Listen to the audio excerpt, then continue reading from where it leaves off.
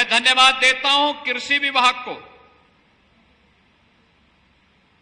केंद्र और राज्य सरकार की डबल इंजन की सरकार ने पहली बार आईसीआर के लैब में बैठे हुए किसानों को, कृषि वैज्ञानिकों को, आईसीआर के वरिष्ठ वैज्ञानिकों को, कृषि विश्वविद्यालयों में बैठे हुए विश्वविद्यालय के वरिष्ठ प्राध्यापकों और कृषि वैज्ञानिकों को, देश भर में फैले हुए आईसीआर के केंद्र और कृषि विज्ञान केंद्र में जो वैज्ञानिक हैं, इन सभी को उनके केंद्रों से निकाल करके किसान के खेत तक भेजने का काम किया है। लैब टू लैंड की इस प्रक्रिया को प्रधानमंत्री मोदी जी के बीज से बाजार तक अन्नदाता किसान के हित को सर्वोपरि मानते हुए चलाए जाने वाले अभियान का ही हिस्सा मानना चाहिए। इसके लिए डबल इंजन की सरकार आज जनपद औरैया में आई है और मुझे प्रसन्नता की अनुभूति हो रही है कि जनपद औरैया में अभी मैंने यहां के कुछ अन्नदाता किसानों की सक्सेस स्टोरी को अपनी कानों से सुना है, अपनी आंखों से मैंने देखा है। हम लोग प्रातःकाल से ही निकले, लखनऊ से उन्नाव, बागरमऊ होते हुए कन्नौज, छिबरामऊ होते हुए हम लोगों ने कानपुर और यहां की पूरी आबादी के अंदर उत्तर प्रदेश के अन्नदाता किसानों की मेहनत को खेतों में लहलहाते हुए देखा है। और यही कारण है कि जिस प्रदेश में पहले केवल 2 फसल या 1 फसल तक अन्नदाता किसान सीमित रह जाता था, आज उसी प्रदेश में, आज वही प्रदेश 2 फसल के अलावा एक तीसरी फसल मक्का की 5 लाख हेक्टेयर क्षेत्रफल में उसका उत्पादन करके अच्छा मुनाफा कमा रही है। अन्नदाता किसान के जीवन में परिवर्तन का आधार ही यही है। विकसित कृषि संकल्प अभियान इसी कड़ी का हिस्सा है कि हम खेती की लागत को कम करें, उत्पादन बढ़ाएं, उपज को बाजार उपलब्ध करवाएं, किसान को उसकी उपज का अच्छा दाम दिलवाएं, किसान को समय पे बीज मिले, तकनीक मिले और वह अन्नदाता किसान जीवन में अपने जीवन की खुशहाली के माध्यम से प्रदेश और देश के विकास में अपना योगदान दें और प्रधानमंत्री मोदी जी के विकसित भारत के अभियान को एक नई ऊंचाई तक पहुंचाने का काम करे। यह संकल्प मुझे उत्तर प्रदेश के इन 20-25 जनपदों में मकई की खेती के माध्यम से देखने को मिल रहा है। यह कैश क्रॉप है किसानों का।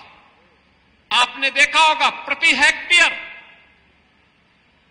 हेक्टेयर एक किसान 2.5 लाख रुपए की आमदनी कर रहा है। यानी प्रति एकड़ अगर आप देखेंगे 1 लाख रुपए की इनकम एक किसान को हो रही है और ये एक नहीं 3 फसल बो सकता है। आलू की फसल के बाद मकई की, मकई के बाद धान की।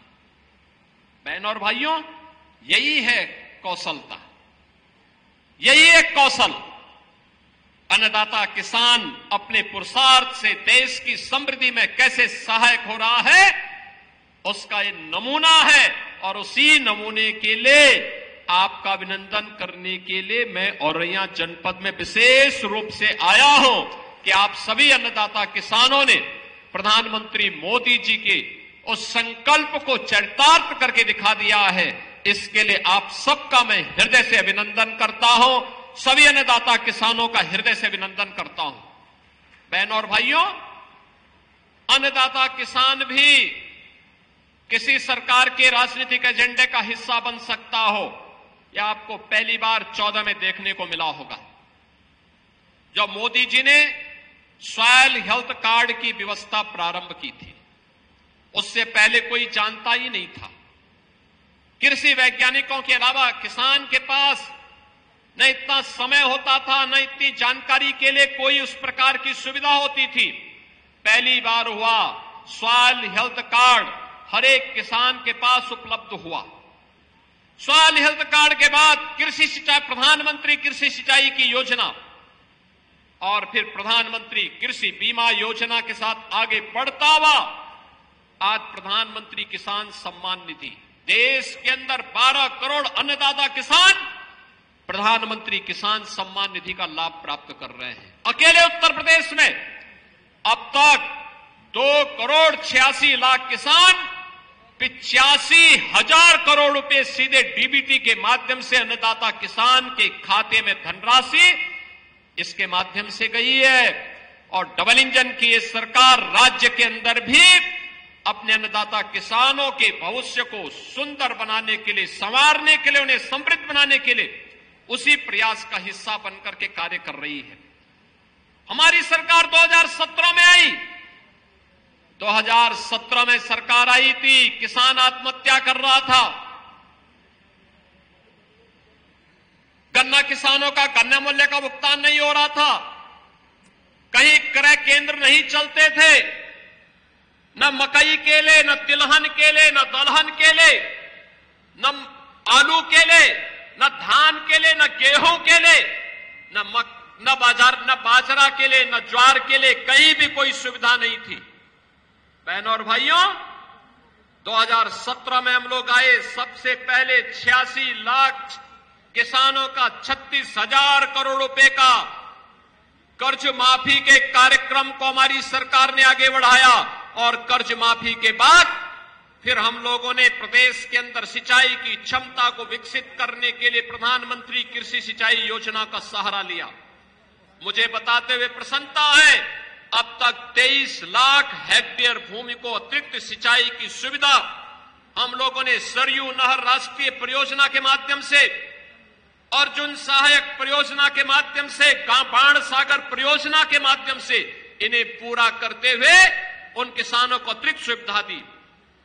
तो 15 लाख निजी ट्यूबवेल को किसानों की समस्या का समाधान करते हुए फ्री में बिजली देने की व्यवस्था भी की है। हमारा अन्नदाता किसान के ऊपर बोझ नहीं आएगा, ये बोझ सरकार उठाएगी, डबल इंजन सरकार इसका बोझ उठाएगी। और आज हम 2700 करोड़ रुपए यह भी उन किसानों के बदले बिजली विभाग को देते हैं और अन्नदाता किसान को फ्री में बिजली उपलब्ध होती है।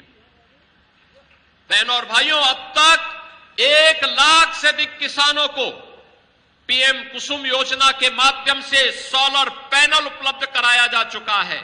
वह जितनी पानी की आवश्यकता उसको हम उपलब्ध करवाएंगे, उस पर बिजली का खर्चा नहीं आना चाहिए।